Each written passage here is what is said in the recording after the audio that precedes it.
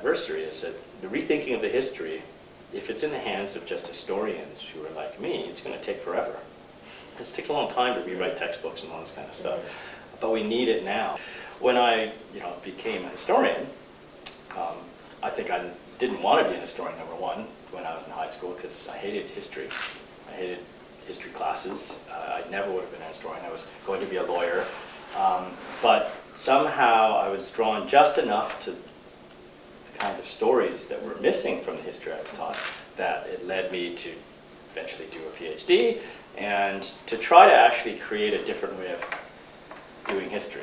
Because at home, I knew from family stories that my great-grandfather had come during the time of the building of the railroads. My grandfather, who I lived with on my mother's side, who had obviously had been here since he was a teenager. He came in 1923, just before exclusion. He had paid the head tax.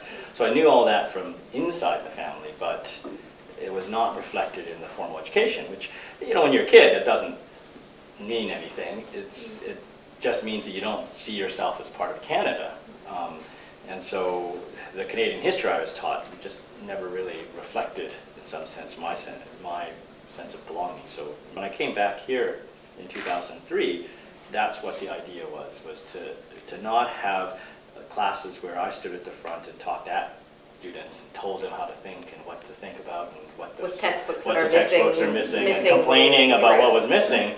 The challenge was just to say, this is missing, you need to be a part of correcting that kind of imbalance and to supply what's missing. And young students are the best vehicle for discovering those stories, because it's their own families and it's their own family stories that are literally being collected.